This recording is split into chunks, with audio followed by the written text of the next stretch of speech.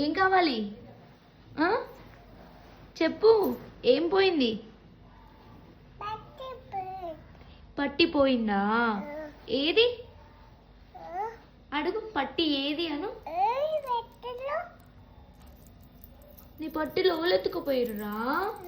ఎవరెత్తుకుపోయిర్రు? కాకి ఎత్తుపోయిందా? అడుగు కాకిని, అడుగు కాకి నా పట్టిలేవి అనను. పట్టిలేవి